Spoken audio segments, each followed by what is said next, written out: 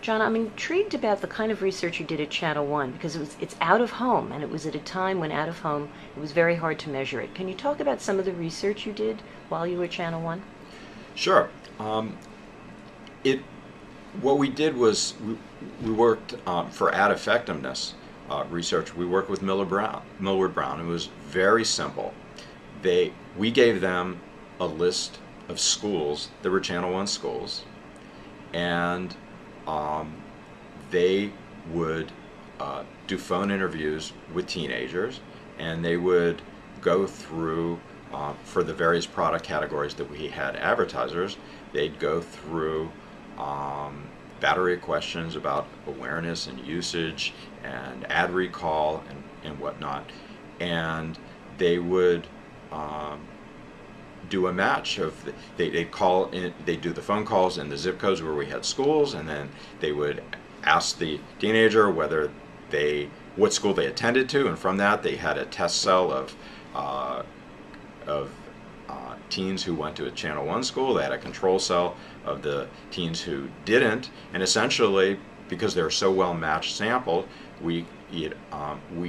only known variable that was different was that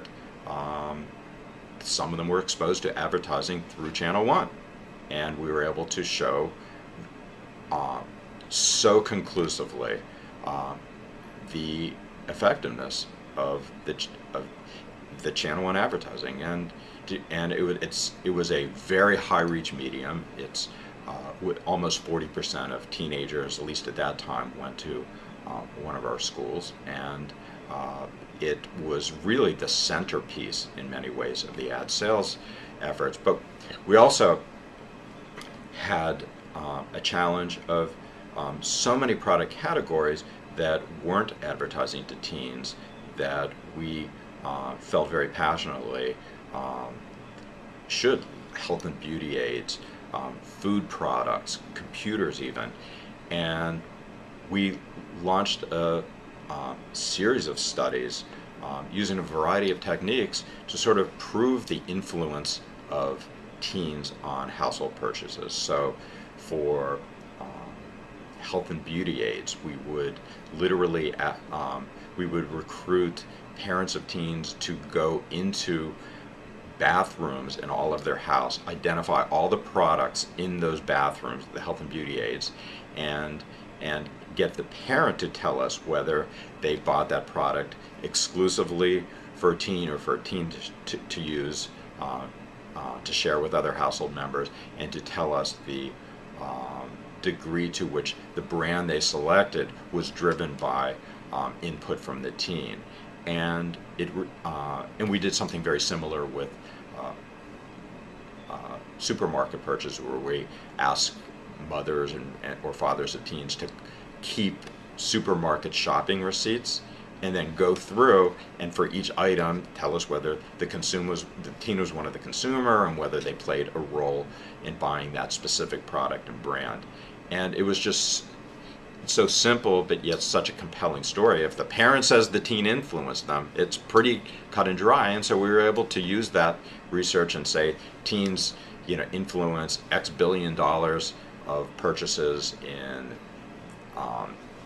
food purchases or health and beauty aids, and we did some other product categories. Turner accepts advertisers, but it's an advertiser unto itself. Can you talk a little bit about the promotional research you've done? Yeah, and that's a huge issue with us is, some of the very biggest advertisers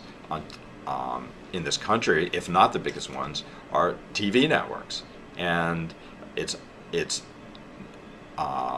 largely unpaid advertising on our own air, but there's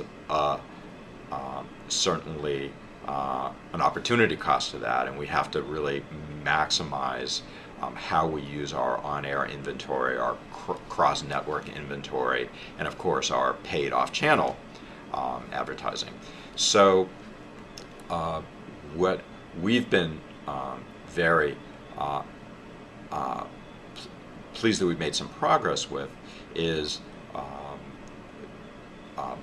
harnessing the Nielsen data in when you think about it, it's in many ways a perfect single source laboratory because Nielsen collects viewing records for all these people about what shows they watch, but we can also marry in when our promotional schedules air. The problem is what you don't want to do is a very simplistic analysis that says, okay, this person was exposed to, they saw 5 promos for a show, and they were much more likely to watch than somebody who wasn't exposed at all, because then you're not controlling for the person who was exposed to 5 promos probably watches your network a lot, and you need to control for that. And you also don't want to do just 1 or 2 case studies and say, okay, we've learned all we can. So we built a system called TopCat where we are harnessing all this data, where we're constantly feeding the latest Nielsen respondent level data in, along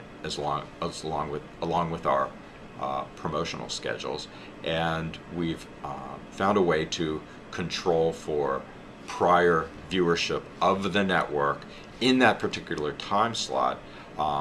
to really learn about not just the importance of frequency and reach, but also the timing, and really some eye-opening research that's changed how far in advance of a program launch that we promote our shows. And I think we've made a good amount of progress in using our inventory more effectively. What would you say is the impact of recency on promotion? Yeah, we've really come to appreciate the importance of recency, and quite frankly, we were for many of our shows, we were promoting far in advance just to sort of beef up our GRP delivery, but not being as cognizant of how important that week or days leading up to premiere. So we're definitely shortening the timeline and tightening up the day part mixes, because we were arguably